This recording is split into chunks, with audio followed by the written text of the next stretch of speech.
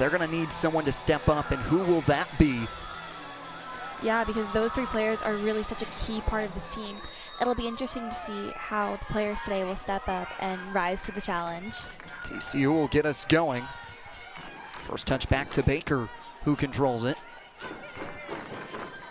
As DiOrio tries to bring it forward, and the Irish pick it back up. Switching sides of the field now. Getting it past Patton. Irish will try and press. That's going to be their game plan. Understanding how technical the Horned Frogs are. Yeah, and that was something Coach Nate Norman touched on, was how technical this TCU team is and how it'll be so fun to play with them in the game today. Codd makes big contact, and then the Irish are able to pick it back up here. Trying to swing it forward, Codd loses it. Stepping up for the Irish is Four, one of the freshmen looking to have a big game for them. Now the Horned Frogs back on the move. Now TCU is very strong in their transition play, so it'll be interesting to watch that play out today. Now Roy controls it, passes it back to Castaigne, who centers now. Lancaster is able to work through a tackle. Keep pushing, now down to the far side for Baker, centering. Castaigne looking for a head, broken up by the center back in senior Sophia Fisher. Yeah, and that was a really nice cross. Osbeck in. And then call against TCU, against Paulus. This is a Notre Dame freshman crew that has put themselves in really solid positioning to have the ability to get playing time at a top 25 program quickly. Fisher passes back. Owls will let it settle down. Get it back to Olafson. Both these two programs as well, a little undecided on their goalkeepers. Two programs through their first two games have started two different individuals. However, they went back to the goalkeepers that worked between the pipes during their ranked matchups. For TCU, they opened their season with a 3-0 victory against a really stout Alabama Crimson Tide program who came in 20th. They won 3-0, and then for Notre Dame fell 2-1 to Michigan State here at Alumni Stadium back in the opener last Thursday. Yeah, and that's a big advantage of these non-conference games, is a way to test the talent early and see how these goalkeeper battles play out, because they have really strong players in both sides. And both sides trying to make that deciding factor before heading into the conference slate, like we will talk about throughout the afternoon, how big these two conferences are. Pushed forward, Olafson will come out to scoop it up. DiOrio was looking to try and get it. It was just a step too far in front of her, but Castaigne applying the pressure. Back to Gemma.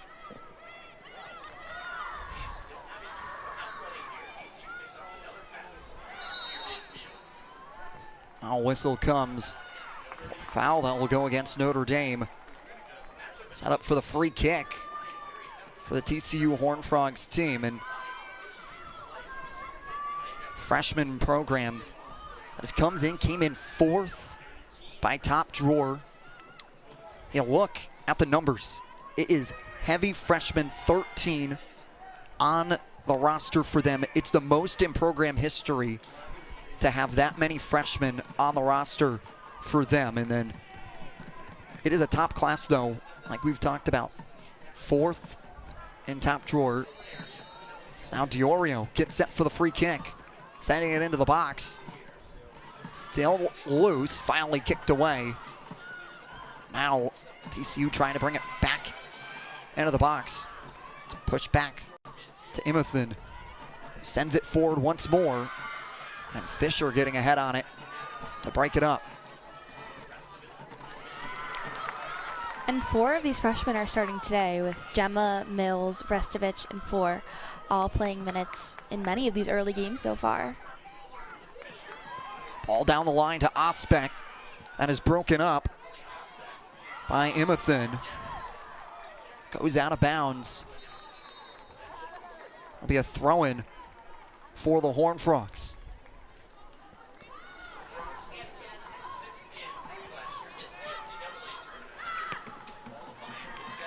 TCU had their postseason streak broken last year. They had made 7 consecutive NCAA tournaments last year under Eric Bell, but now, after missing the tournament last year, they're trying to make sure that they can find themselves deep in November, having an opportunity to maybe square off against Notre Dame again later in the postseason. High ball will go way out of play and set up for a goal kick. Yeah, and both teams definitely have the potential to go far this season, with TCU also having a very strong freshman class, with 14 new freshmen added to the roster for this year. And another top 10 recruiting class by TopDrawerSoccer.com comes in 9th. For this TCU program, it's a lot of fresh faces as well, as you add 4 transfers on top of the 14 freshmen, making it a very new group. A group that's still trying to find themselves and figure it all out. That's the beauty of these non-conference games. However, they're tested here against some top-ranked opponents. Yeah, and again, a lot of these freshmen are finding success in lots of minutes early on, so it'll be fun to watch them grow throughout the game.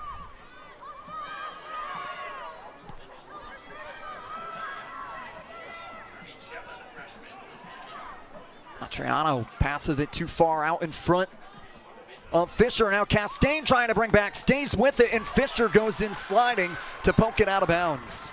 Chastain is dangerous in the box. When she gets a loose ball, she's going to take advantage of the opportunity in front of her. Thea Fisher came in as a midfielder, dropped back last year in the ACC portion of Notre Dame's schedule to the center back position, and with a very young group on that back line, Fisher, one of the big center backs, Notre Dame looking to use and emphasize her ability to communicate with the freshmen.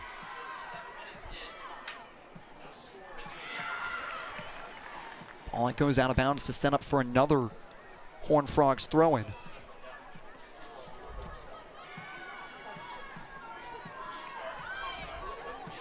Oh, switch fields here for Baker to bring it by. Diorio splits the 2 defenders. Roy enters the conversation, and Diorio will be called for the foul.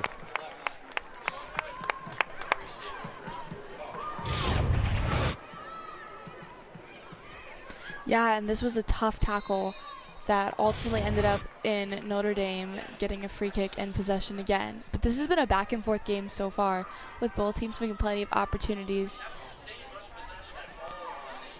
Neither team really have found themselves creating too strong of an offensive look just yet. Yeah. Now the Irish trying to use their running gun offense style. Find Rastovich down beyond the defenders. His 4 was broken up there. Couldn't find it. Poked once more. Out of bounds and off the head of Fisher.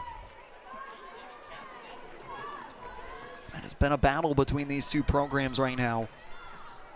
Lots of back and forth action between TCU and Notre Dame right now.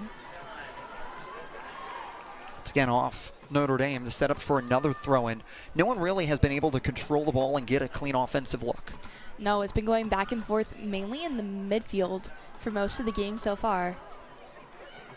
And both teams really need to take advantage of their explosive forwards in order to get some more success in the final third. Long ball trying to position it down to Diorio. Rory was there to break it up and kick it out of bounds. It will now be Baker for the throw-in. Goes back to Brocious.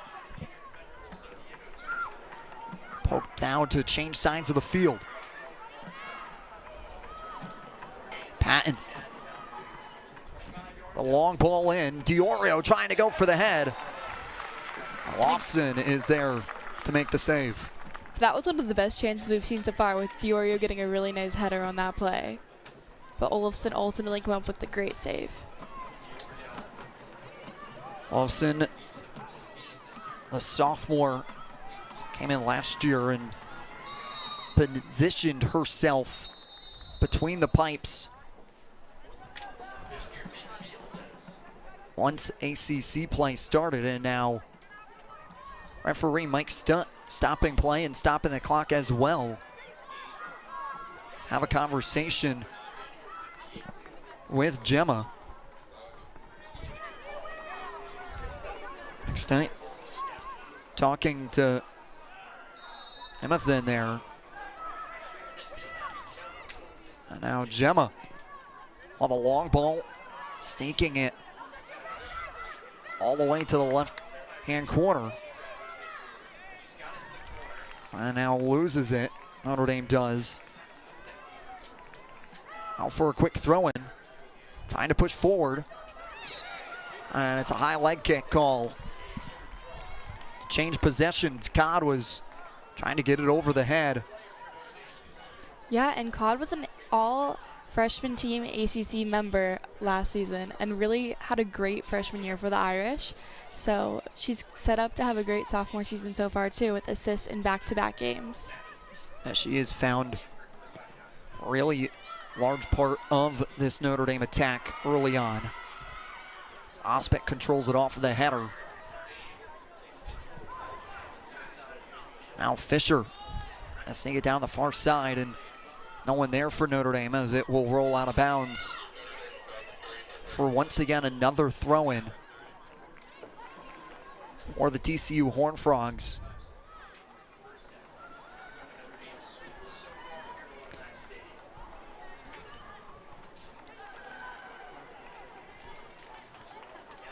Ball kicked out away for another throw-in, and both these two sides using the far side of the field, trying to make something happen. Yeah, Notre Dame hasn't had a good scoring opportunity so far this game. So it'll be interesting to see how they adjust to TCU's style as the game continues. Stepping up there, it's Baker to send it away. One goes into the Notre Dame bench. Notre Dame taking all the shade they can with temperatures up around 88 today. Wind does cool it down a little bit, but it is a hot and steamy one. The coaching staff seeking shade. Trying to stay out of it for Fort Worth-based Texas Christian. They're used to these hot weather. Now Baker brings it forward. Kicks it over to Pena. And freshman Izzy Engel just entered the game. So it'll be interesting to see the immediate impact she can have in trying to help Notre Dame increase their explosiveness up top. Diorio controls it now for the Horned Frogs. Passes back to Baker. Baker trying to make the turn, centering pass, broken up. Kicked out of bounds. That for another TCU opportunity. And they're attacking third. And Diorio is a very tactical player who can make a lot of decisions and an impact even when given high pressure situations. So she's going to be a crucial part for TCU and their offense this season. Engel trying to run it down by Baker, and now Horned Frogs once more trying to center back up. This time it's Brochus trying to look for Castaigne, and It's out for a corner. there will be a corner kick here for TCU. Diorio will switch sides of the field to take it.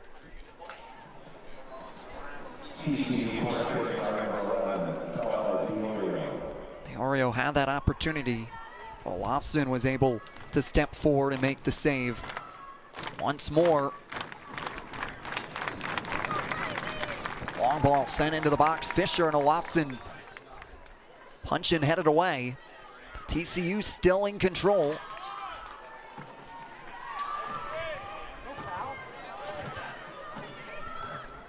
Emily passes back, gets it to Patton.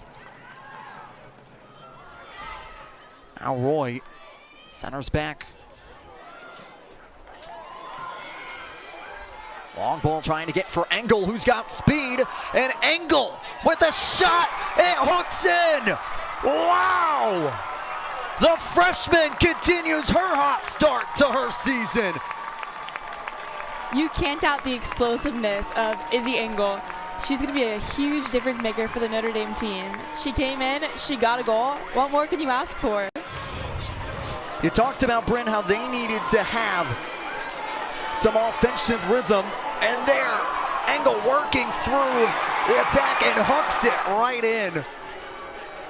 What a goal by the freshman. And an incredible goal in the transition play that really just allowed her to take the space in front of her and add another goal to her resume. Yeah, her 4th goal of her young collegiate career.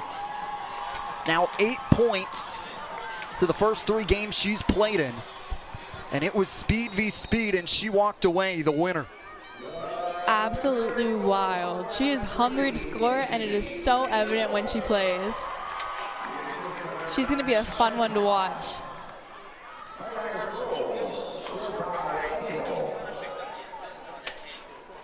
Notre Dame draws first blood here. Now for TCU, how do they adjust? Trying to get back equal. Now Notre Dame once again has room, trying to get it back to Engel. Go back into the tank. Melcher there, switching side of the field. Osbeck steps forward, now breaks it through. A duo of Horned Frogs collapsing on her, and it'll be a goal kick. And there, the graduate student asking for the push. She fell out of bounds for the foul, does not get the call. Now sets up for the goal kick for Plashko, the transfer from Minnesota, who played versus Alabama and has now let up their first goal of the year coming in. TCU had not let up a goal. It was 3-0 victories against Charlotte and Alabama through their first 2 games, and now they have conceded their first goal of the young 2024 season.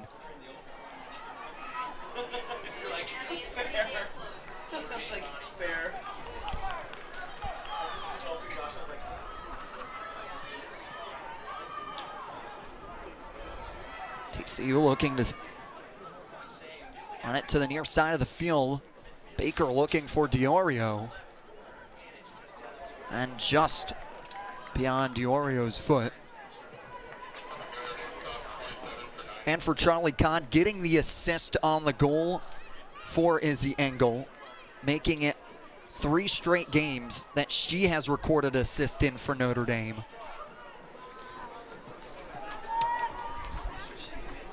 It's that underclassmen talent we were touching on, Bryn, in the open. For sure, and I'm sure the Codd-Engel duo is going to be a huge one to watch this season. Engel using her speed. Try and push it forward. That rolls out of bounds for a goal kick for Olofsson.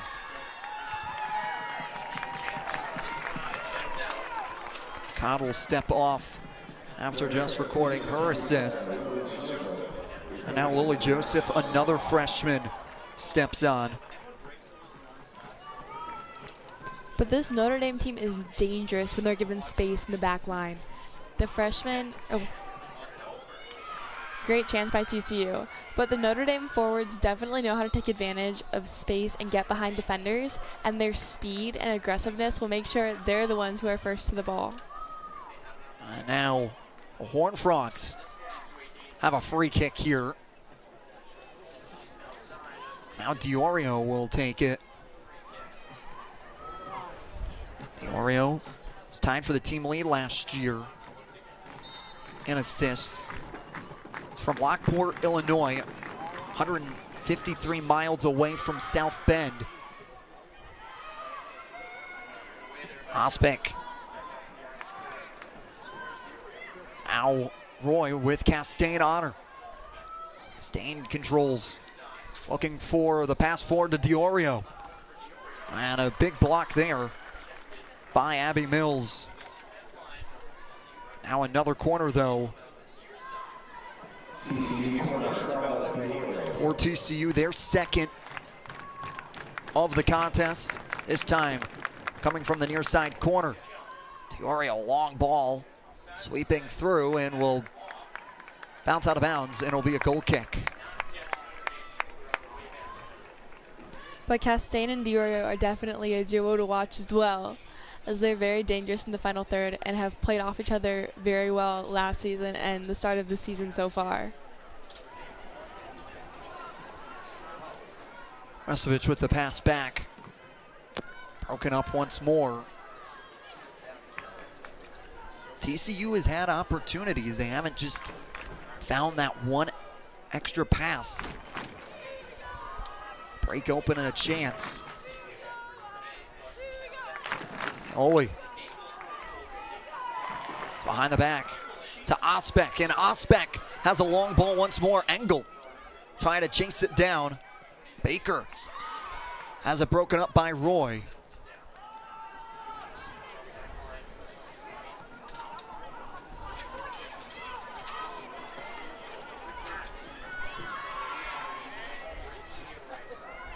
Patton doing a great job to bring it through.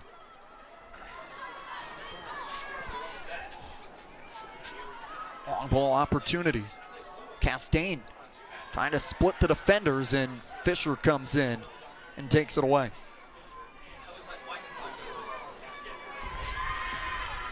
Lancaster just too far of a push. She is not happy with the call there. Lancaster, the sophomore who is named to the preseason All Big 12 team. And now a yellow card will be assessed to the bench, it appears, and now TCU bench is baffled there. Ryan Higbotham, the associate head coach, picks up a yellow card. And now Notre Dame with another opportunity, trying to push forward, and the whistle will come beyond the box to not set up for a penalty kick, but instead a free kick with huge offensive opportunities. If Notre Dame wants to continue to build in their lead, they have to really deliver here, because TCU's had plenty of opportunities even though it's not shown in the score. And if they can get a second goal here, it can really help them to solidify their lead and have an easier time moving forward in this game. Notre Dame's had one shot and they made it count as they lead 1-0 here. Now Notre Dame with two by the ball with Roy and Restovich.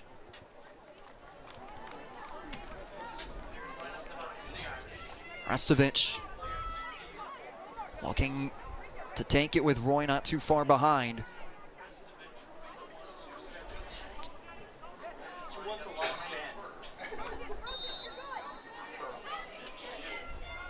Restovich will not take it. Instead, it will be Roy who comes in. Long ball. Fisher gets a head on it, and it goes. And now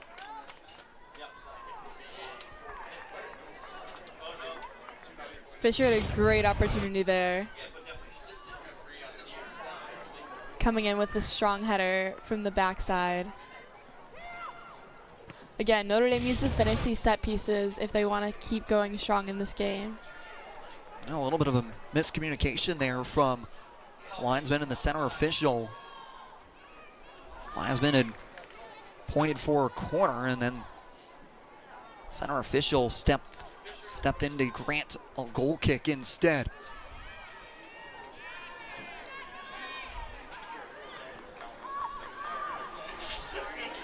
Bouncing ball that goes out of bounds. Notre Dame once more.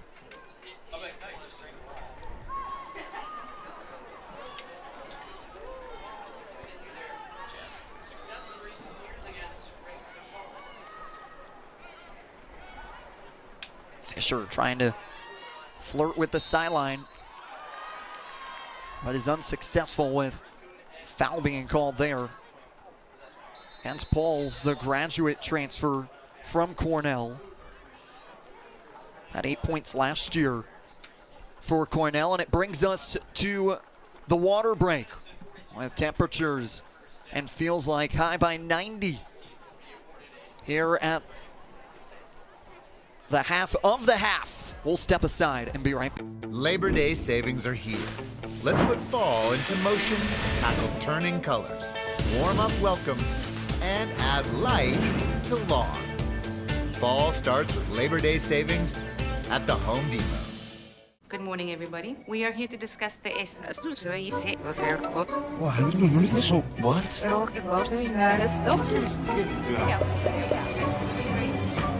Making work make sense. LinkedIn knows how. With fast and fair claims handling and 24/7 roadside service in the app, you get more with Geico. Just like I can give more constructive feedback to the referee with this two-way radio. Ref, it's Jorge. That's a PK, over. Ref, Roberto here. It's a negative on the PK. Let's do a red card for 11. What? And halftime now, please. Need a potty break. That's a no-go on the halftime. Play on. However you fan, get more with Geico. Ref, how about a timeout for Nacho Tots? Something wrong with you. Michelob Ultra, superior light beer.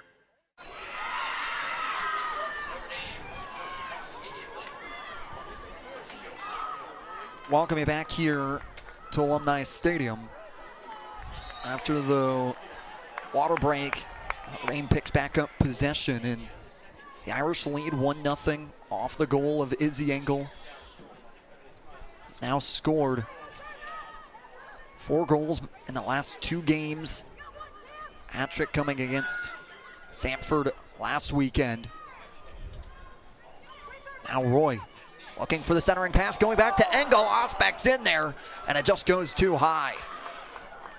These Irish are really starting to find the rhythm and get more chances to be more explosive in the final third, which is exactly what we needed from them at the beginning of the game.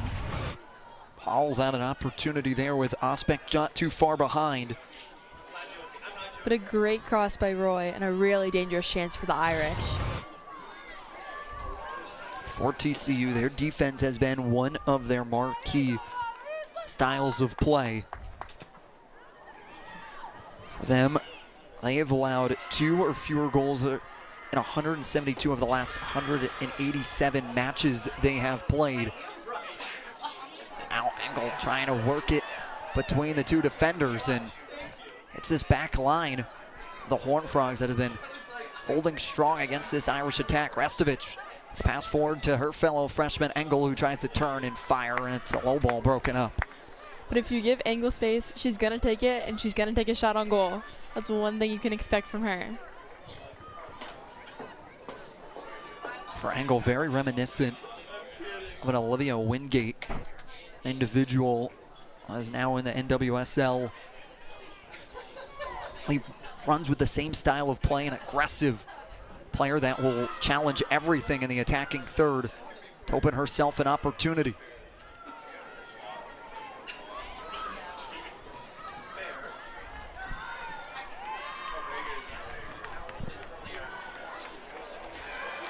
Joseph with the pass back. Long ball looking to try and get to Engel again. Baker is back to recontrol it. Mario is unable to save it from going out of bounds. Now Roy gets it by Baker. Baker's able to get a step back. Or with the long ball cross. Looking for Engel to try and attempt a header. Now Castaigne steps back. Now Baker collides with Joseph. Notre Dame with Matriano. Tries to center back to Engel. Now Joseph. Now Roy. Can't get her boot on it.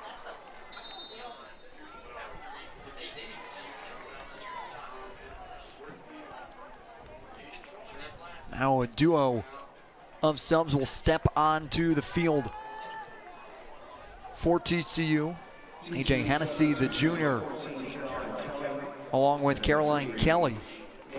2 subs. Kelly, graduate transfer from St. Louis, who scored their 3-0 victory against Alabama.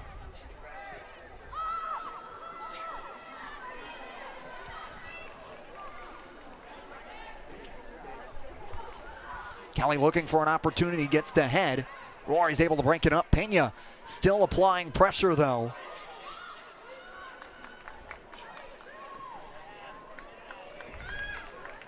Now a bouncer rolls out of bounds. Mel's doing a good job applying the pressure with Hennessy losing it. Now another sub for TCU. With Maddie Mooney, the former Notre Dame Fighting Irish women's soccer player.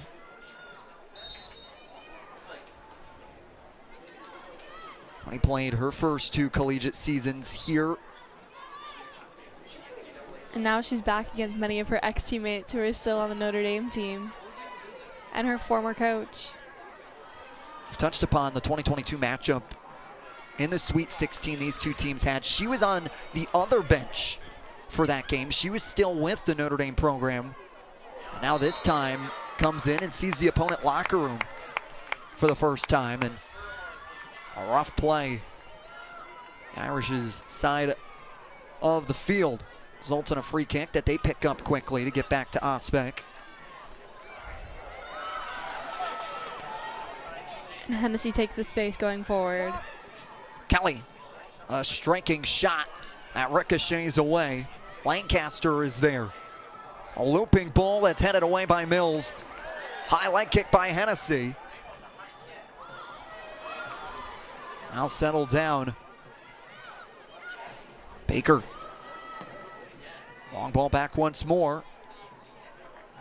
Kelly tries to head it. Olofsson steps out to make the grab. TCU's had a lot of opportunities of crosses in the box, but none of them ever really became great shots so far. They really need to work on their ending finishes in order to keep going in this game today and try to get a goal in the back of the net. What do you think they need to do to try and break that up and create some space? Yeah, I think really Castaigne has been doing a lot, but she's the one they need to find, and it's just finishing the ball. Like the final finish is what they're missing right now, because they're getting about a bunch of good crosses and great opportunities and looks, but it's the final shot, the final technique on the ball that just really is not working for them right now. Oh, bouncer goes out of bounds.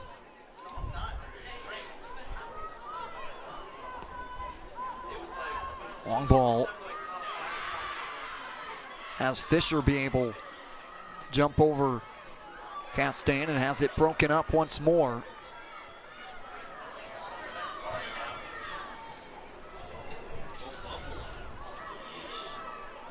But the Notre Dame defense has done a really good job at clearing a lot of these balls out.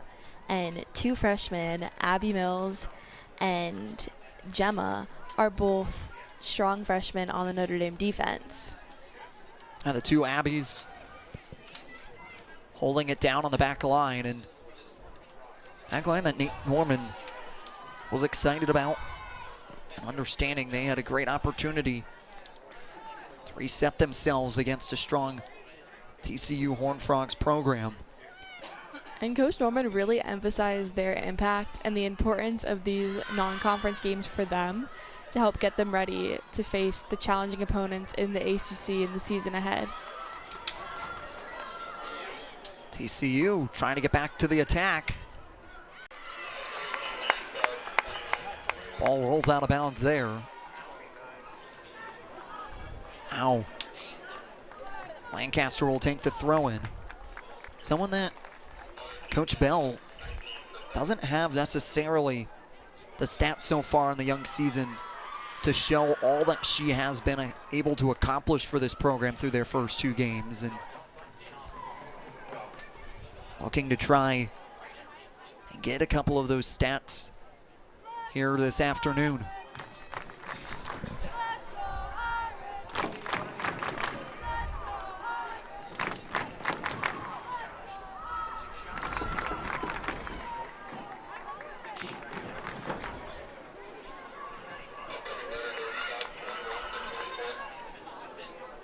Engel looking for a touch.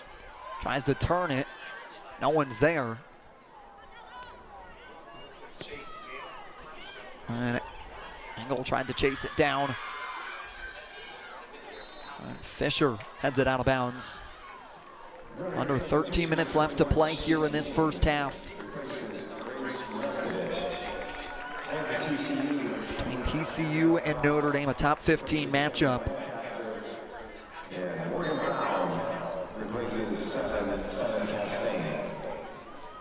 And Brown's a freshman from Wiley, Texas, so it'll be interesting to see how she does in this game. And Brown stepping onto the pitch. And again, building up these freshmen with minutes in these early non-conference games is so essential for both teams. And all of the freshmen have really stepped out to perform today. King slips, and an opportunity for TCU. Baker looks for a cross. Olofsson steps in and makes the save.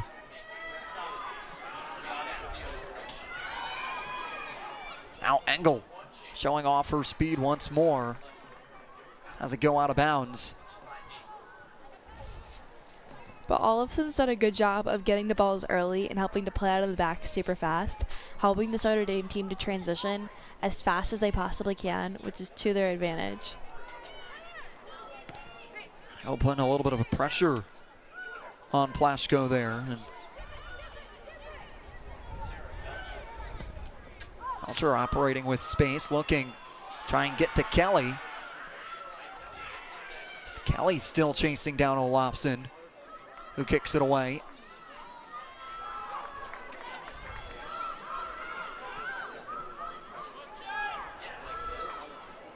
Now Hennessy comes sliding forward. Now Joseph, a freshman, passes off to Engel. Engel trying to stop on a dime, continuing to apply pressure.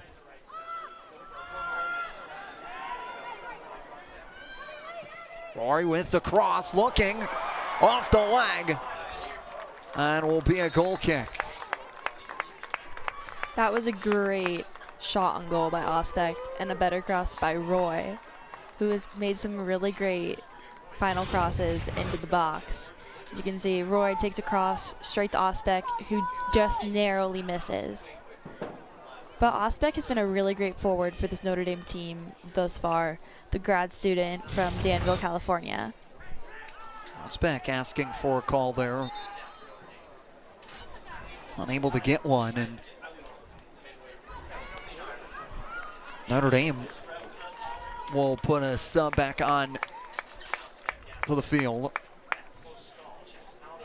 It'll be Paige Buckner. Comes on to the field for the first time today. Buckner didn't see game action last year.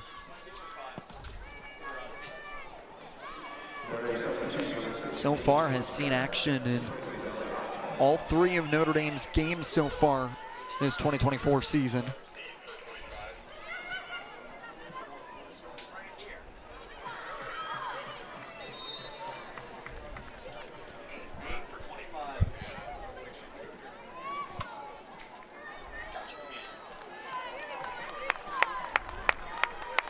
Another sub here.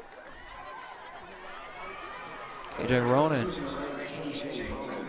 will step onto the field. Both these two teams under 10 minutes left in this first half, trying to get a little bit of an extra break to their starters, especially with the hot temps here in South Bend. On ball that Kelly heads. And the heat definitely makes a difference for these players.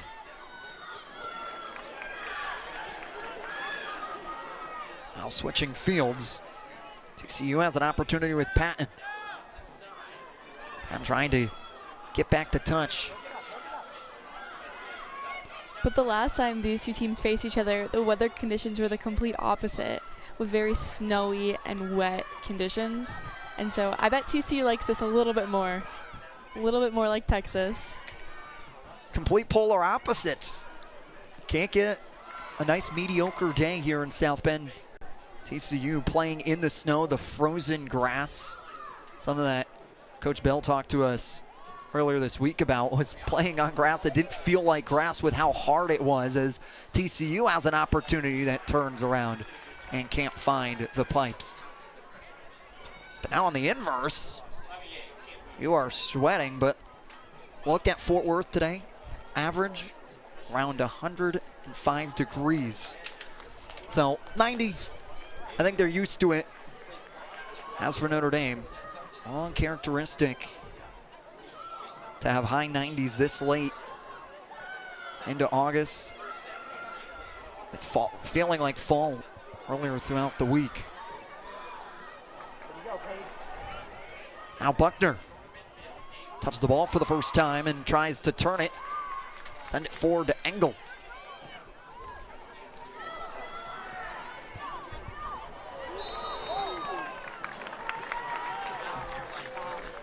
Now the whistle comes for the foul.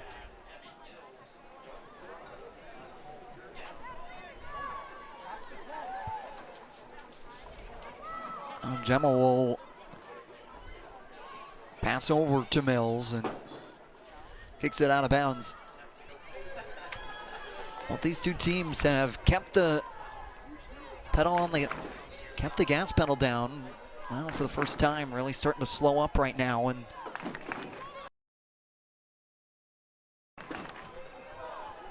yeah, it's returned to that back and forth that we saw a lot in the first 10 to 15 minutes of the game, with both teams laying down on the energy a little bit and a lot more back and forth action in the middle of the field. And both teams not really gaining a strong offensive look. That could change here for Notre Dame. Joseph gains possession, sending it back to the center back, Fisher.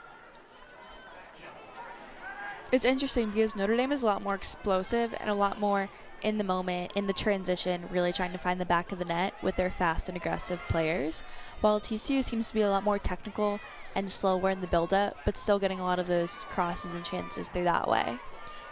That's exactly what Nate Norman talked about through looking at the Horned Frogs on film. Understood they were going to have a very technical approach to the game, and for him, the game plan for Notre Dame was going to get out and press them.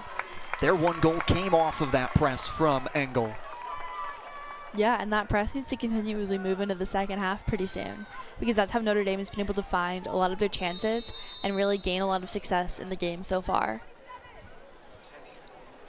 The clock will stop with Mike Stutt. And Kelly getting a stern talking to, along with Gemma. Signal no more between the two of them. Come on with a long ball. And a Pachko able to get the gloves on it and holds on to it, crashing to the turf. That was a great save by Plashko. She really asserted her dominance and was not afraid to go out and grab that ball, which is exactly what TCU wants to see as the goalie battle continues. Joseph looking to try and get forward to Engel. Now a corner kick for Notre Dame.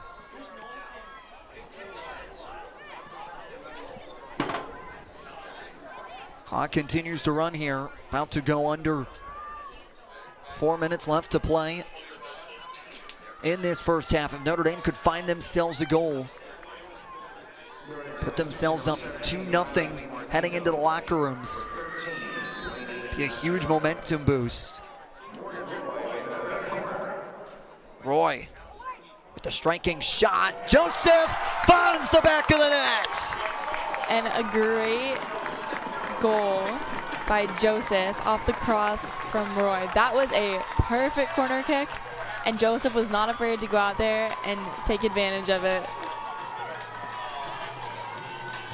Joseph, the Hamden, Connecticut native, finds herself with space on the corner, and it deflects in.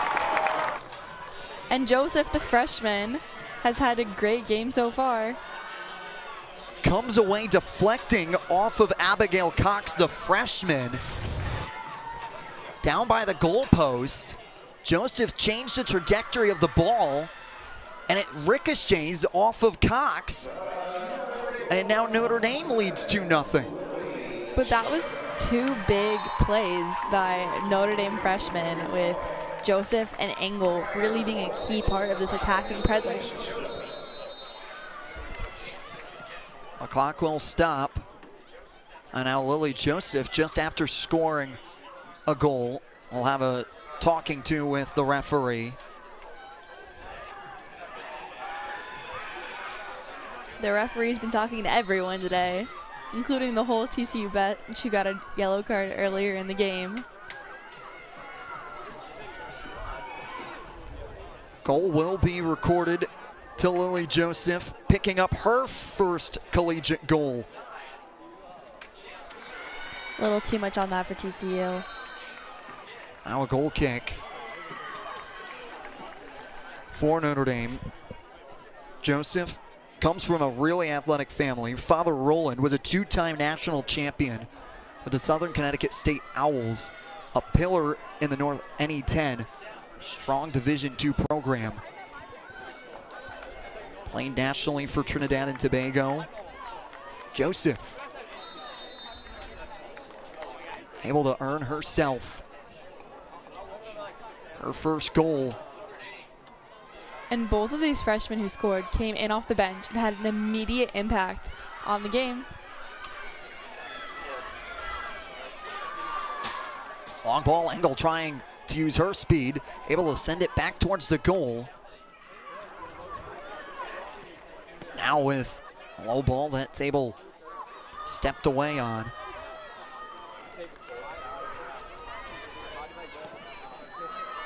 Looping kick, trying to find Kelly. Gemma's able to kick forward. Engel really working. Now Joseph. But Notre Dame has a difficult non-conference play right now, with Michigan State and TCU being two of their three non-conference games so far. So it's nice to see this response to TCU after the opener Michigan State loss. Nice job by Hennessy turning, trying to get a goal here in the final minutes of this first half. And that was a full technical display by Hennessy, whose skills have been on display all game long so far. Now Hennessy with a corner kick for the Horned Frogs. Poked away by Roy. And Buckner takes it clean off the face there. And the clock will stop. That's got to hurt.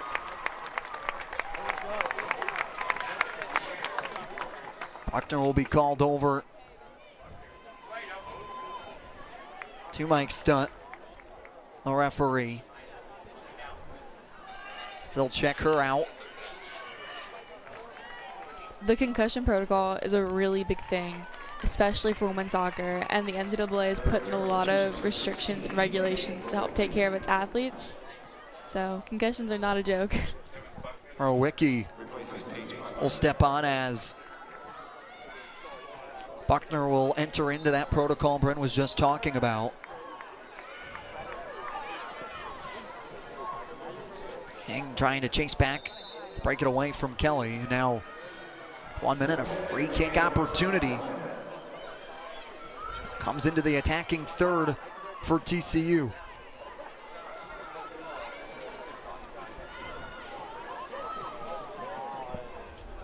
Hennessy, long ball over. Loose ball. Now Joseph. Send it beyond midfield. Put it firm out of reach here with under a minute left to play in this first half. But Hennessy on TCU has put some great balls in the box. Someone just needs to finish off of them if they want to have any chance against this strong Notre Dame team. Notre Dame starting to feel pretty good about themselves heading in to the locker room, up 2-0 here on this Sunday. Clock will stop, and it was Mills just trying to clock it out. The clock will pick right back up. And grab a breather with this heat. And they will grab a breather. For Notre Dame, they lead 2-0. What have you seen, Bryn, so far right now? Yeah, and I feel like they've really changed the tone here today. And that loss, honestly, was probably a good learning opportunity for them because they've obviously corrected things, and the freshmen have come out explosive as we start out the second half. And he put it very blunt to us. It is 17 and 18-year-olds playing up against 22 and 23-year-olds sometimes. Yeah.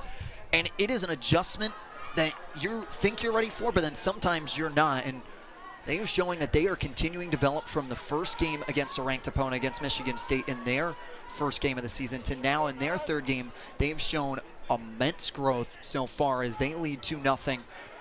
TCU trying to make adjustments and find themselves an offensive identity to break through, but it's Ospec in Notre Dame trying to tack on to their lead. Yeah, and there's definitely a learning curve for these freshmen, and as Coach Norman was saying, especially now as they're starting to adjust to campus and have everyone else start to move in and classes start to begin, it's going to be a continued challenge for them to help stay strong on the field while also becoming college kids and getting used to being independent for the first time. So it should be fun to watch them continue to grow throughout the season. And he brought up a very fascinating conversation, understanding fall sport freshman student athletes are very different in the fact that they are coming to campus normally pretty regularly, not having a true time to immerse themselves in regular student life being in college before they already have to take on the athletic portion of themselves. And for Notre Dame, they start classes on Tuesday after being in there a little bit of a soccer bubble the last couple of weeks. Nate Norman is there and understands that he will be ready to try and guide his young crew through all the challenges that is starting college. And Coach Norman is a Notre Dame alumni, so he knows firsthand the Notre Dame experience and how to best help his players adjust and enjoy as much college life as they can while also being strong on the soccer field. And Norman, an 07 grad under the dome, and now Roy trying to cross, has it deflected. And Roy is dangerous when you get her in a corner because she can have foot skills like no one else and just get cross after cross into the box. She is shifty once you get her into a corner. As now Diorio brings it forward, trying to get it to the attacking third. It's unsuccessful. Now the Irish looking for a cross. Ospec as it goes out of bounds, and with a challenge there. That's TCU picking it back up. Now Roy centers to the midfield. Wallace for a kick. Engel behind the back kick, turns, and off the post! Wow! This freshman is sensational!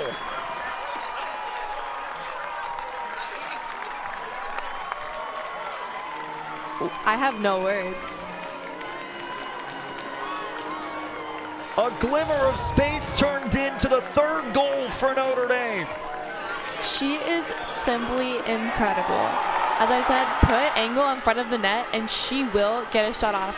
In this shot, she has the technical skills and just a hunger to score that really is separating her from the other players on the pitch right now and helping to make her a real one to watch for the season. I mean, she's a freshman, 3 goals last game, 2 this game. What can't she do?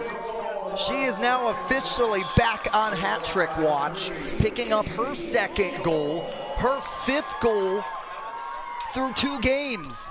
As a freshman. Not only that, but she came off the bench this game. It didn't get the start, came off the bench. Notre Dame and TCU were going back and forth between the two, and comes in. You talked about it when she stepped onto the field, Bryn. Notre Dame was going to look to her to try and create some offensive spark. Does that, scores the first goal, gets to start here in the second half, and provides the spark to pick up where they left off. Yeah, and she did exactly that, and that really has been the difference maker in this game. Because as we said before, both teams are pretty evenly matched. The number 13 and the number 14 ranked, and that one person who just will finish off the opportunities given to her is what's going to make a difference in the season moving forward and this game. You almost have to play the what-if game here for Notre Dame right now, as they're down arguably their 3 best players in Claire Logan, Annabelle Chukwu, and Leah Klenke, who are all with countries at the U20 World Cup. Yeah. So imagine once they get back in combination with Izzy Engel, who has taken the team on her shoulders and become the offensive presence. It's going to be even stronger in the next game once conference play begins. And here's Engel again. And Engel will have the flag raised for offsides. And she was looking to have back-to-back hat tricks right there. Don't count her out, though. There's still a lot of game time left. There is just over 40 minutes left to play in this second half. For Notre Dame, this has been the half that they have been more productive in. They've scored now 6 goals in the second half. But that quick goal right away really changes the dynamic of the game again, because TCU is coming out of halftime with adjustments, trying to readjust and trying to help create more opportunities in this half. And to just get shut down with another goal by Engel, it really slows their momentum and puts them even farther behind in this game. Yeah, Castaigne had an opportunity there. She's been stifled so far by the Irish defense. Now Gemma passes off to Mills. Which again, the Abbeys in the defense, Coach Norman was telling us before the game, were 2 that he was really excited about and thought they had a lot of potential, but wanted to test them with these tougher opponents in the non-conference season before moving into the conference play.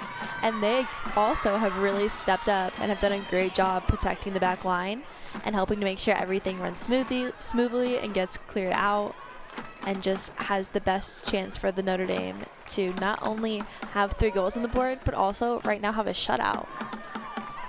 Pitching a shutout, but TCU trying to make that change. And TCU definitely has the talent to make that change. It's just about if they can come back from this 3-0 deficit. And for the Horned Frogs, someplace they haven't been all that often, with allowing 3 or more goals just 22 times in the 249 games under Eric Bell.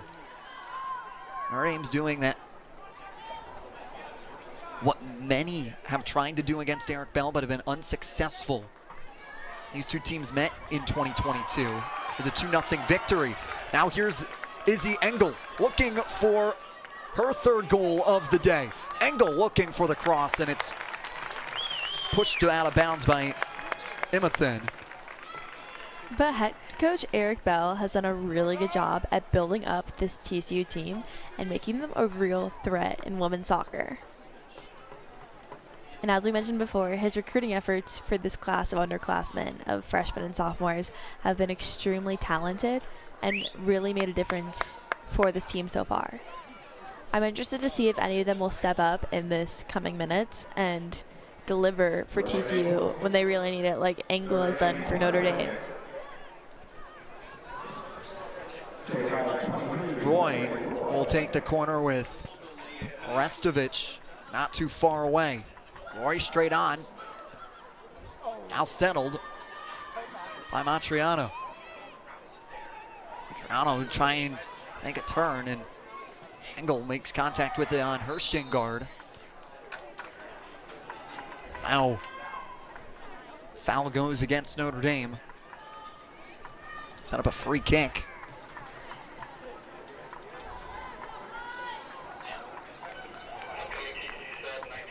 Ball has to make its way back to the attacking third for the attacking third for Notre Dame.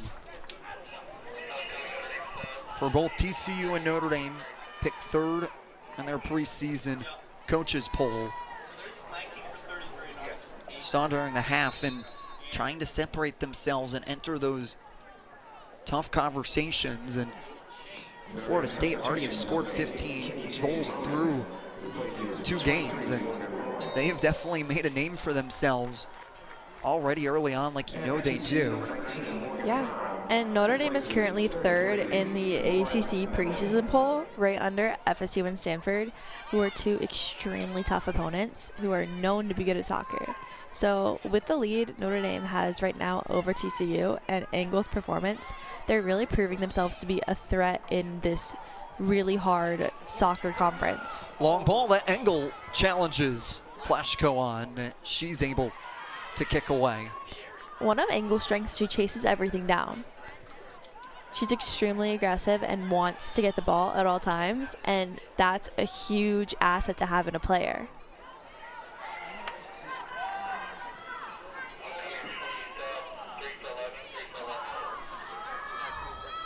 TCU gets it back into Notre Dame's hands, and now Notre Dame slowing up a little bit, but still continuing to look. Now Engel with a step away, waiting for numbers to come forward. Gets a pass up to Restovich, and Restovich goes down to the turf, and Mike Stute, the ACC center official, will not give the penalty kick as the Notre Dame hopeful had wished. Unfortunately, college soccer does not have VAR replay, because I'd like to see that one again. Now a pass back. Push down to the far side of the field. Notre Dame trying to find an opening. Now Kelly.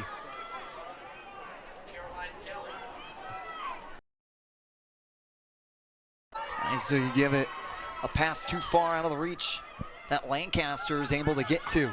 Lancaster is able to turn the corner, streaking. Castaigne is there, but Olofsson steps away from the line to pick it up.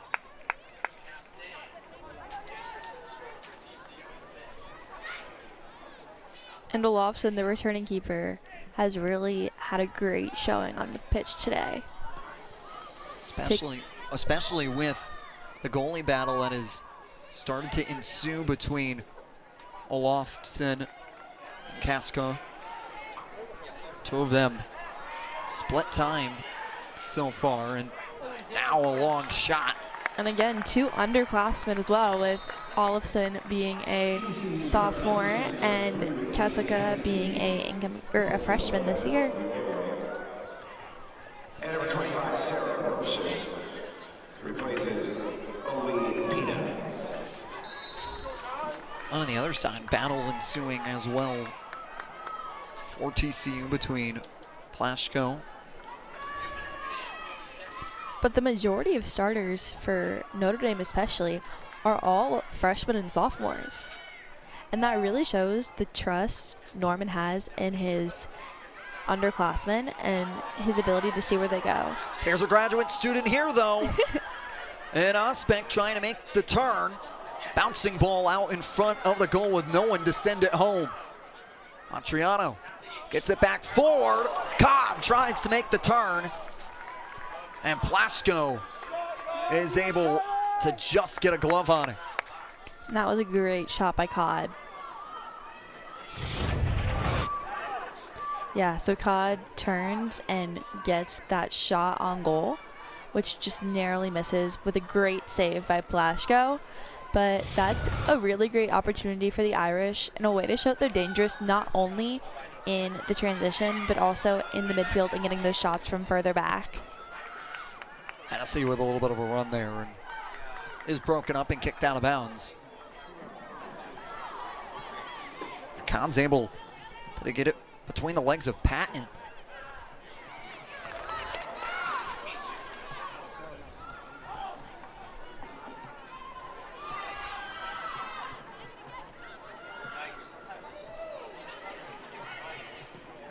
Triano switching sides of the field. Now Powell's has it go off of Patton. She'll drop it for Fisher to take for the throw-in.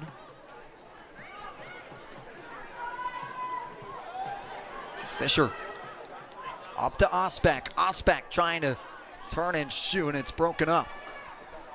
And Osbeck really is that seniority for the Irish, that grad student forward. And she's had a really big impact in the game today and has just been working super hard. And by setting the tone for the younger students who all really respect her and look up to her, she's proven to be a huge leader on this team this year. Lancaster get converged on by the Notre Dame defense. Now Patton.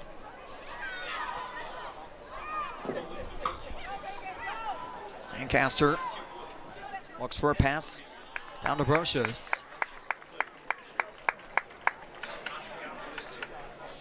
And now Olofsson will have the goal kick.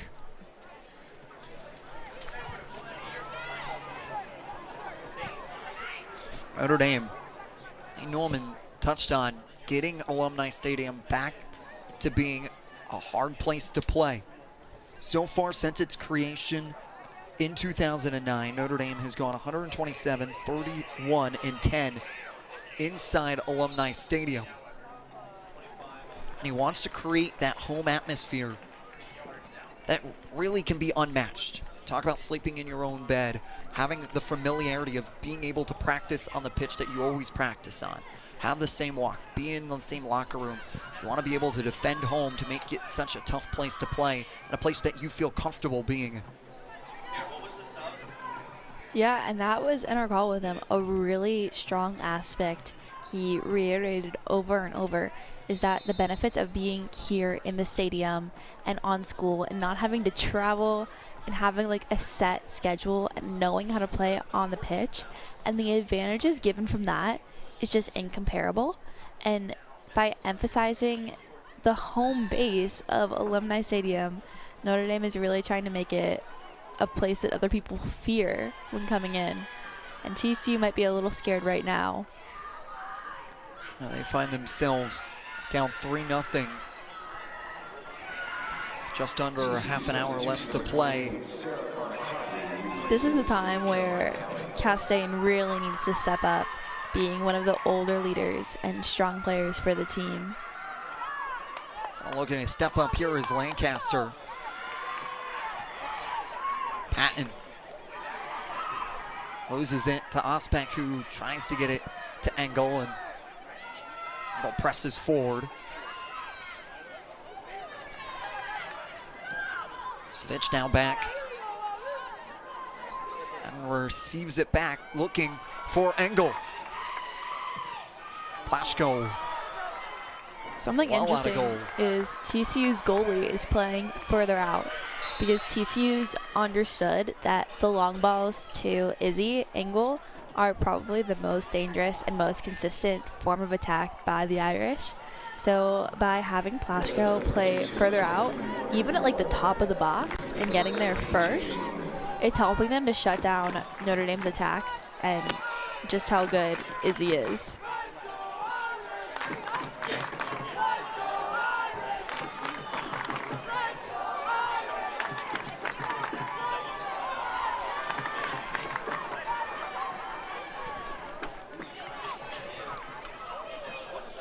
TCU tried to get down past the line, and a couple of subs will come on to the pitch for Notre Dame. One being Buckner. Good to see that Sheik is able to get back onto the field after taking the ball to the head and having to be asked to step off the field. And she's another one who comes from an athletic family, with her brother, Tyler Buckner, being one of the former Notre Dame quarterbacks and on the Notre Dame lacrosse team currently, who were last year's national champions. Now push forward.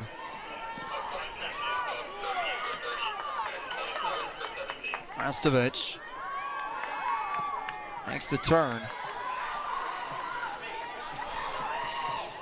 Now Buckner trying to keep it in. No call, it will stay. Finally pushed out of bounds, and that's what Patton is asking.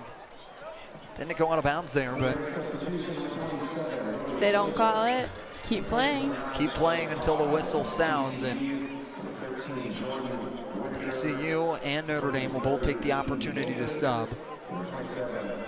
Charlie Codd. And again, this lead for Notre Dame is a really great opportunity for them because they can try, again, some of their newer, younger players against a tougher opponent, which they don't have the luxury of in the regular conference season. Astain makes the pass back, trying to push to the far side of the field, TCU is. Now Hennessy.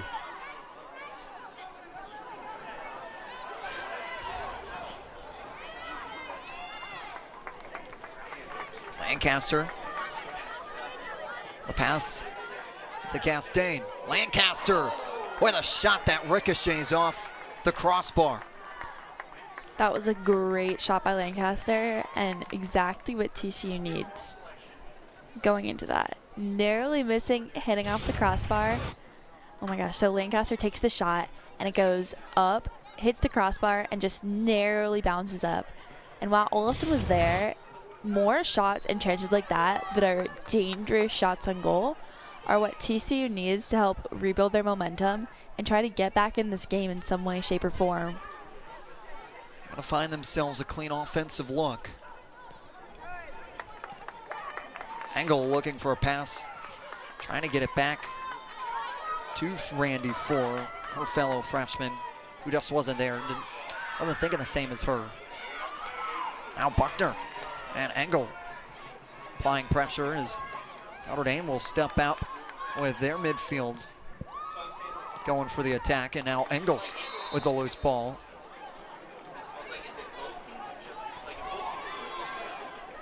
Now the whistle will grant TCU possession.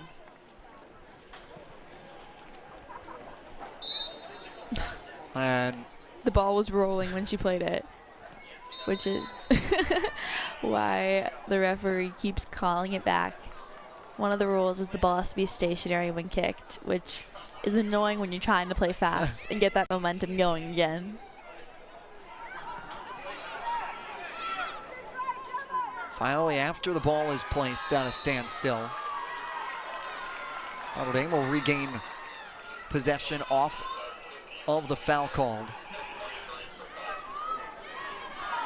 Been 10 fouls for TCU, 8 for Notre Dame.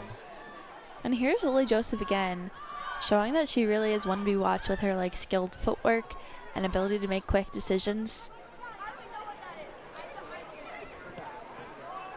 Forward. Go pass back to Fisher. But the foul count in this game has been pretty high, with TCU currently having 13 fouls and Notre Dame with 6. But in aggressive games, that's what it's going to come to. Both teams want to win, and they're showing it on the field and going all out. Both teams being really physical, but now Notre Dame with an opportunity here. A long ball, but Emma will just pass off to Rastovich. With Mills taking the long ball up to Buckner. Buckner dropping to a knee. Or he's able to retain possession. Rastovich trying to take on 2 defenders, and Plashko is there to make the save.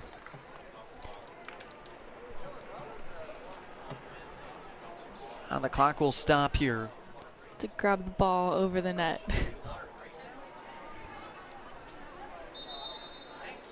And now the stoppage for the water break will occur here. Notre Dame leading 3-0 2 from Izzy Engel. Irish in firm control.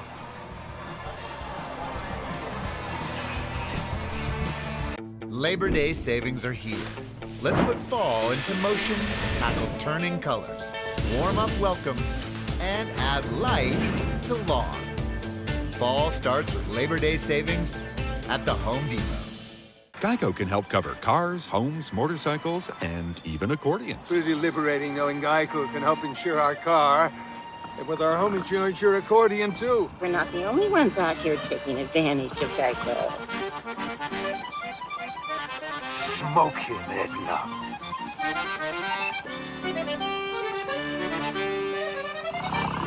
You sure showed him. That's your pickled peppers I did. Whatever you need, from coverage to service, get more with Geico.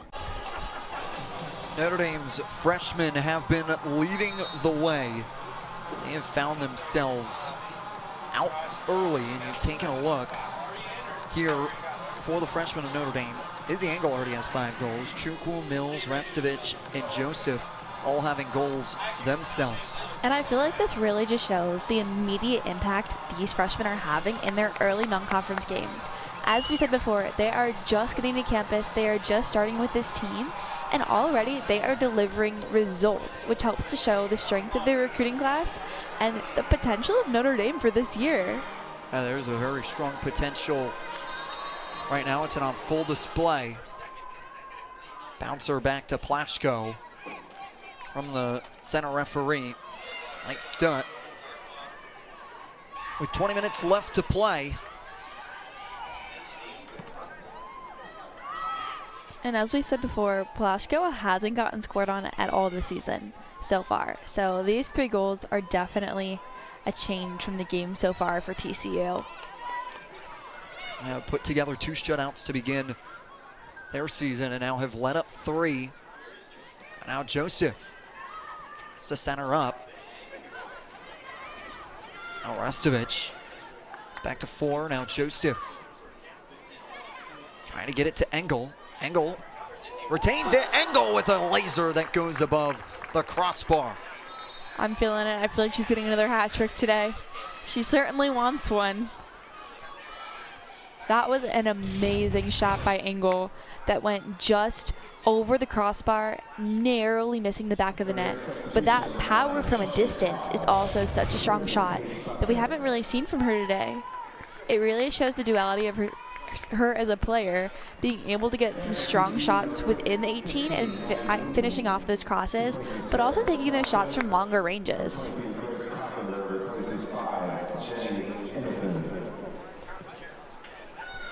Engel is able to score a hat trick against Samford last week and now has 2 goals already today. Trying to make it back-to-back games with a hat trick for the first 3 games of her collegiate career. Now Engel picks it up with an open field. Joseph, who has the other goal for Notre Dame, loses it, passes it over to Engel. Engel taking on the defender with her, trying to create space. Long ball up for Roy, and it's just too far out of her reach.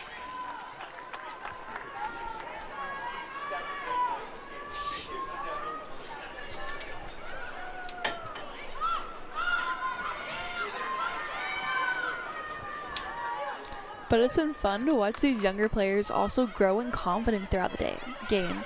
Like especially Joseph, after that goal, she's become electric and pulled out all of these tricks and moves and really taken advantage of the newfound confidence from scoring. And to touch upon it right there, Brianna, having the opportunity to get that first one away. It's like anything, when you get that first bucket in basketball or get that first hit in baseball or softball, you score that first goal, it takes a little bit of that weight off your shoulders to now go play your style of soccer. And also to know that she belongs on this team and is going to be a big part of this team moving forward and can make a difference. And that's what these non-conference games are really good for, is helping to build the confidence and familiarity of these younger players and help them get settled before the conference season actually begins. And while Notre Dame actually had a very tough non-conference schedule, I think it'll be an asset to them in the end because they are playing these tougher challenges that they're going to be playing all season long. And instead of starting easy, they're getting right into it. And even though the Michigan State loss was extremely disappointing for the team, I think it's a very good learning opportunity for them to continue to grow and to keep learning and growing from there.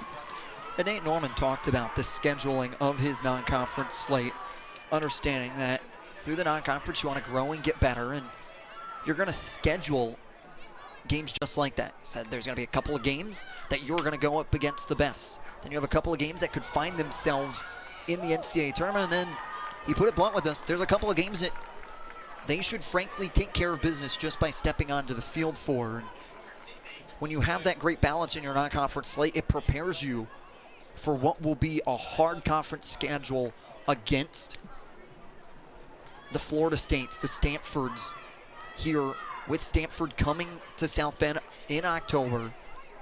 That should be a fun one for sure. But that's why, again, with the U20 World Cup players coming back, it's going to be interesting to see how they perform with this already solid core of a team that has been performing very strongly in the preseason. Todd wants that one back. Had her hands touch the ball with a golden opportunity. Try and make it 4-0.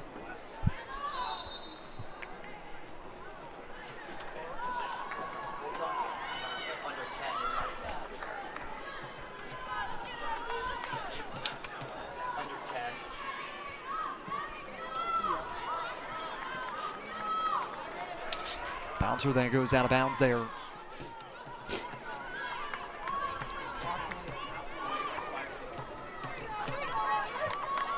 Sophia Fisher with Irish Facial with the buckets down at field level. A really well-attended game with the hot temperatures. Students starting to move back to campus. And honestly, women's soccer is big at Notre Dame.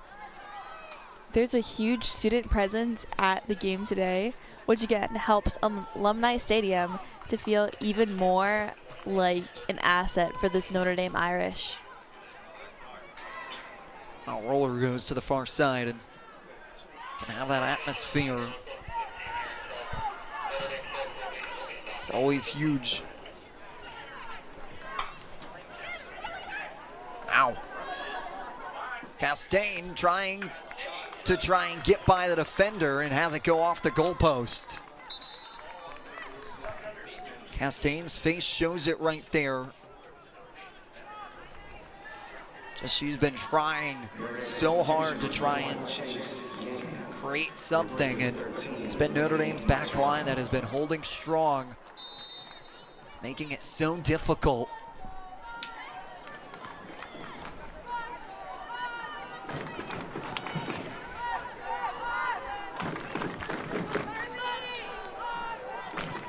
Long ball. That has Khan trying to push forward for, but... And here's another look at the last play with the jersey grab clearly evident by Castaigne as she tries to do anything she can to help make a difference for this TCU team. Ball out in front of the goal that Olofsson scoops up. But again, Olofsson and the defense have done a really good job for this Notre Dame Irish team to stop Castaigne and the other extremely strong and talented offensive presence of TCU. Now, a strong shot from Hennessy that's deflected by Ying.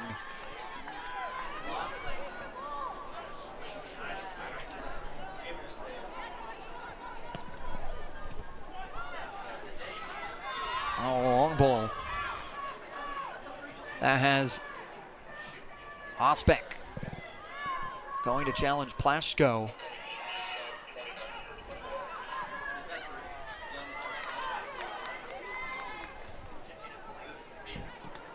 Fisher switches sides of the field.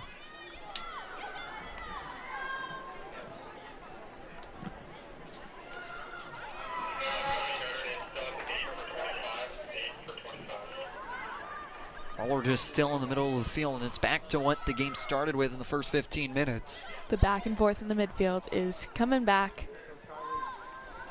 Trying to break it up here with Charlie Codd stopping on a dime. Has space. Codd centering, trying to get it to Osbeck. It's just a step in front of where the ball was placed.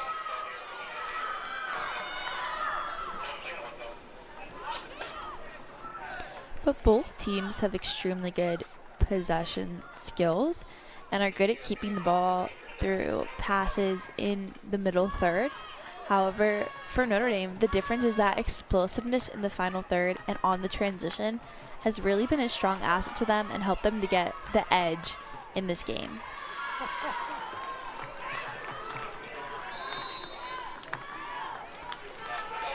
Leonard Mills was there trying.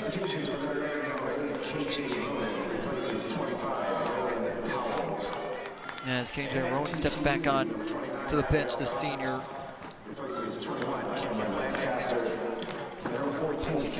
Signs taking the opportunity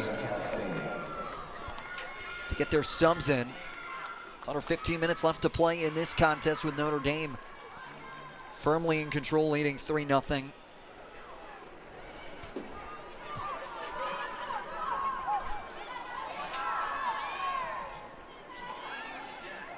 Restovich, sliding kick forward. Loses it, and now a long ball looking for Kelly. At Mills.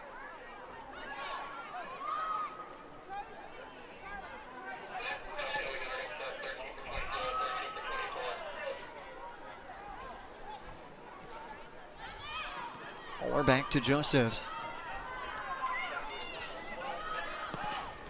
Now a long ball. As Codd trying to go racing for it. Plashko well out of the box.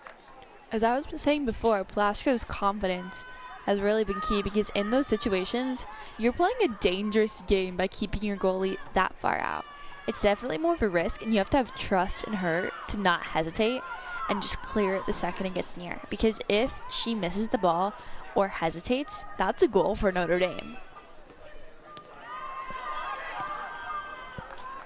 Their sideline was foul come. Give TCU the ball. And now Mike Stunt will go to the pocket and give Abby Mills a yellow card. Second yellow card issued in this game. First went to the bench of the TCU Horned Frogs. This one going to the freshman defender. Abby Mills had her first collegiate goal against Stanford. Now Stunt will now turn back around to talk to both Osbeck along with Whitaker. And now Stunt will go under the hood here and give a look at what transpired.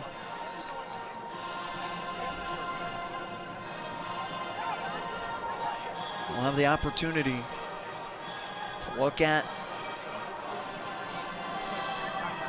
what transpired there.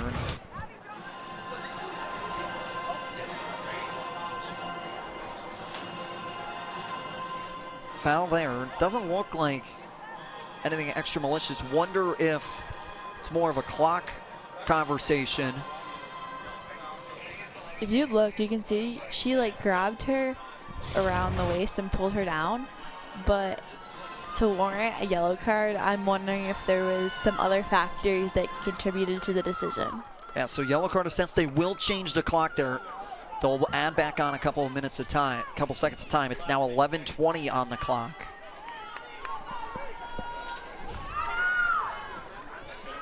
Oh, free kick for TCU. Long ball all the way to the far side. Kelly's there, gets her foot on it. Still not out of danger, though. Olofsson's out in front, dives away from it, and it rolls out of bounds.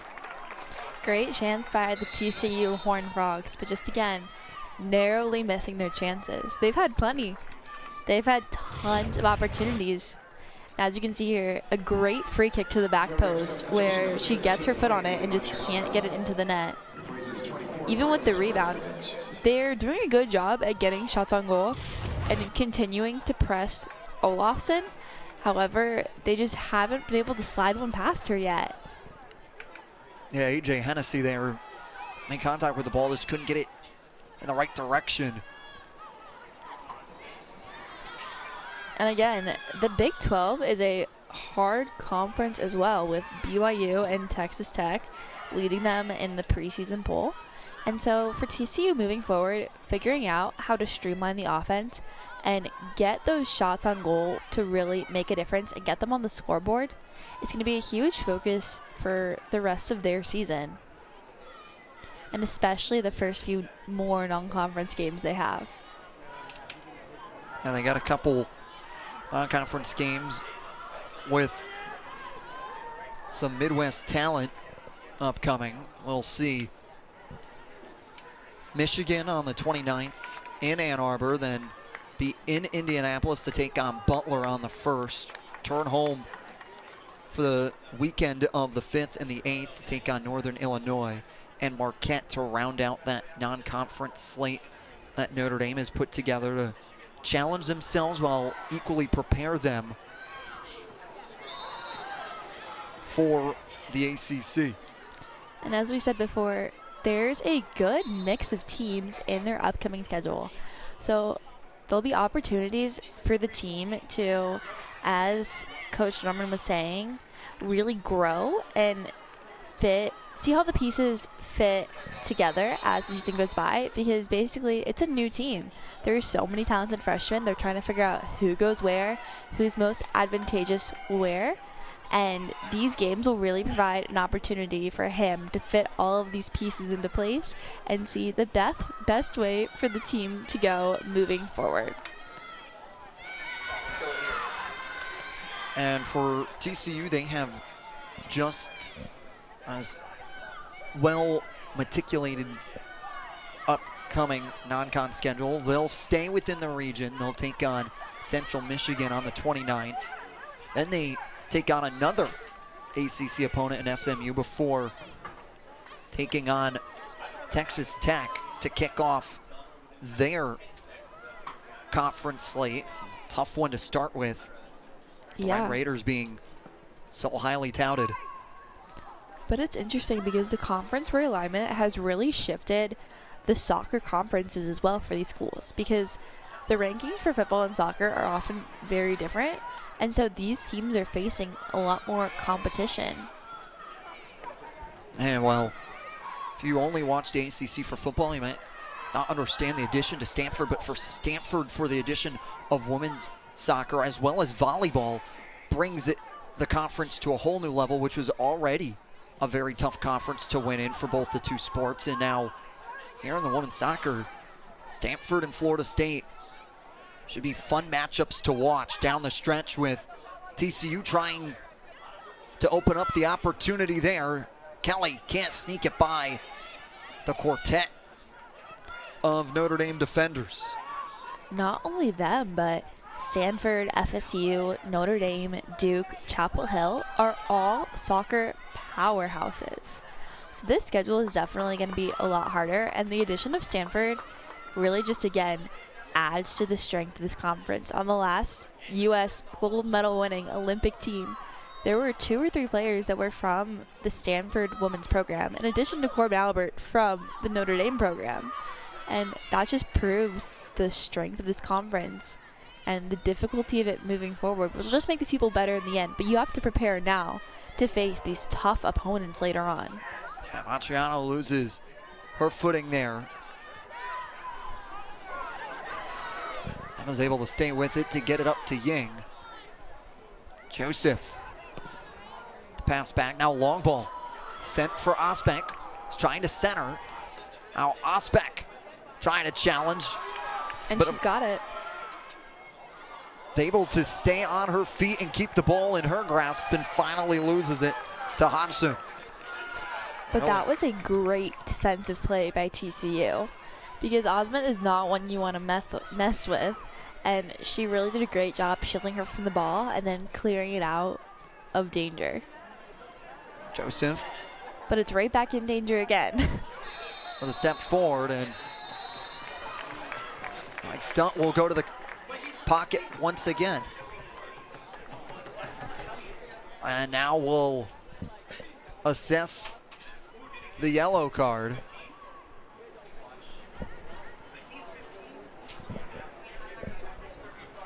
And question on who that yellow card will be on. Gave it to a trio of TCU Horned Frogs.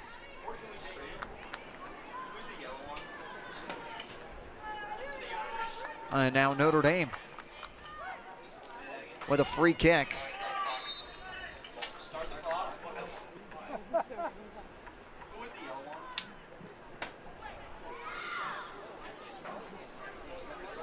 Now a roller into the corner. Will go away from Gobinger.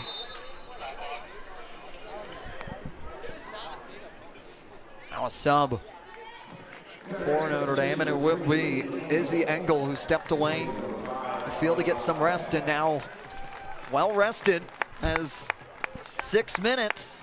6 minutes for that hat trick. As 2 of Notre Dame's 3 goals. But her performance so far has been simply amazing for this Notre Dame Irish team. And now Engel will go down and has the opportunity for the penalty kick, and it won't be Engel who takes it. But this again just shows how great of a player Engel is, drawing that foul because of her aggression to the ball and being the first one to it, so the defender has no other options to stop her from scoring. Matriano will take the penalty kick to go up against Platchko.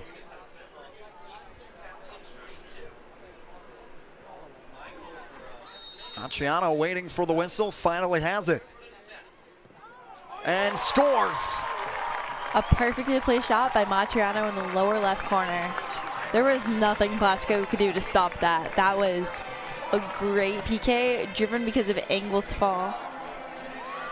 And with that, though, it's no longer only freshmen scoring for the Notre Dame offense, with junior Lainey Matriano getting the 4th goal for this TCU game. So looking back at this, again, just a perfect PK. There was nothing the goalie could do, and she really was the one who they knew they could count on with this junior experience, and she delivered to bring this game up to a 4-0 score for number 14 Notre Dame against number 13 TCU. Matriano gets her first goal of the season, and Izzy Engel, just as quickly as she stepped onto the pitch, steps away. Now, under 6 minutes left to go.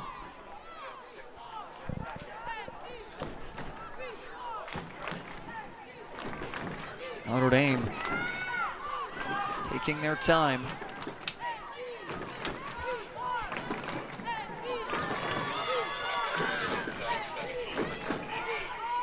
Now Hodgson switch sides of the field.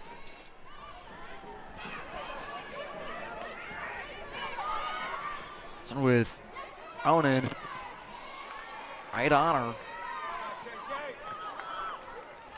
Holes out of bounds. TCU, under 5 minutes left.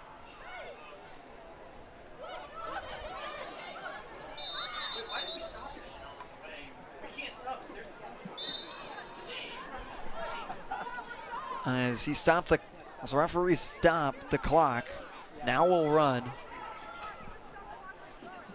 It seems like there was some miscommunication about subbing happening on the pitch. As Ying now regains it for Notre Dame. They've had firm control all day long, Notre Dame has. After that first goal, the dynamic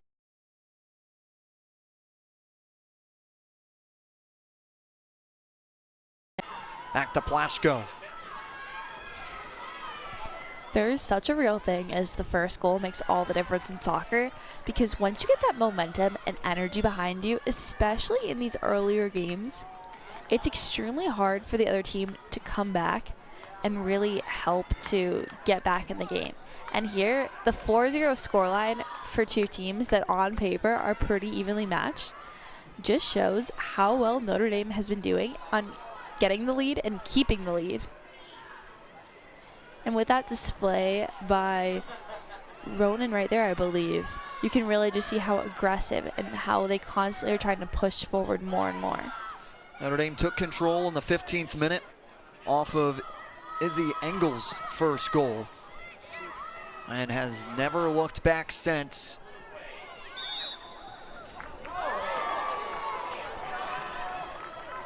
TCU doesn't get the call there, and they wanted that. And now a yellow card will come quickly out after Kobinger tried to plead her case. That does not go successful. Well, that's 3 yellow cards on TCU. Sometimes the talking back to the ref can be even more deadly than the actual foul itself. Roy now down the far side, trying to make a turn. Now, 3 minutes left to play. But Roy's been really solid in getting to the corner and getting the crosses in, and has really helped to also aid the momentum of this Notre Dame offense so far. They've done a really good job of creating an offensive attack.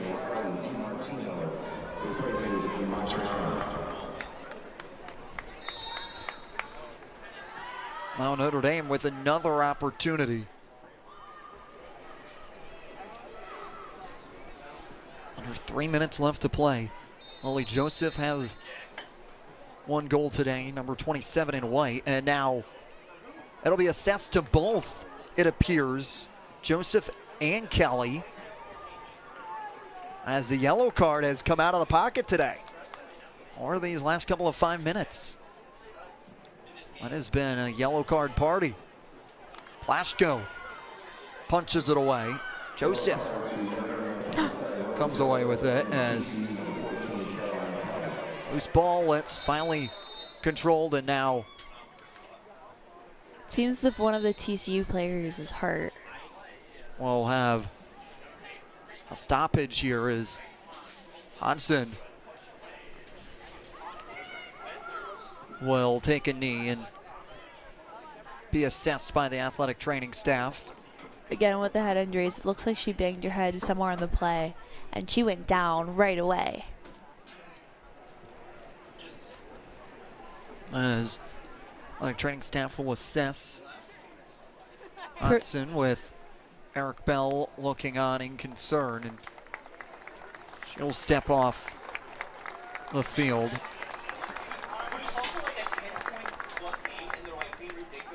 Just a short break with 2 minutes left for these players who have been running in this hot sun all game long.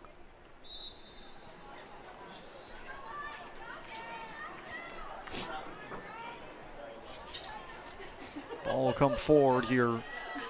Referee Mike Stutt.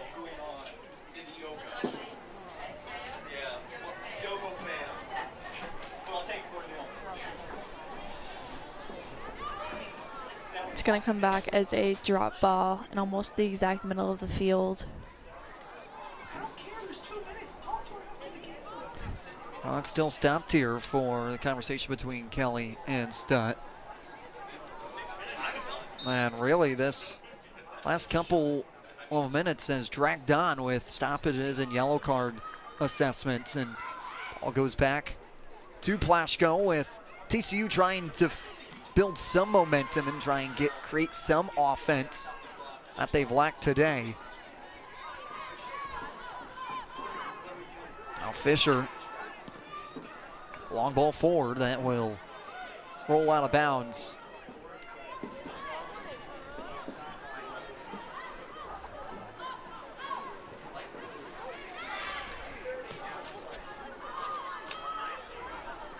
Or TCU will take on Central Michigan on the 29th.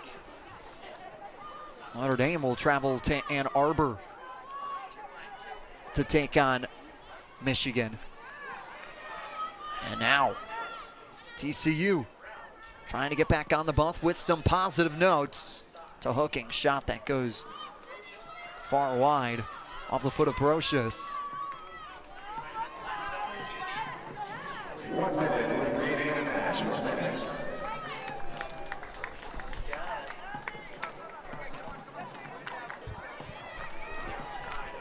Lofson will take a goal kick here under a minute left to play. It's been Notre Dame's day after facing the 13th ranked Michigan State Spartans to begin their year. Fell 2-1 to them. Now had a second chance at the 13th ranked team, this time TCU. And they make no mistake about it. Really controlling it from the 14th minute on with Izzy Engel's goal. Sensational freshman. Has proven why she should be on every freshman watch list so far through her play in the non-con. And hey, break out a couple of dance moves if you got 2 goals. I don't blame her at all. I mean, 5 goals in the last 2 games as a freshman is truly phenomenal, and we can't wait to see how she goes the rest of the season. And for Notre Dame, they pick up the victory. They win.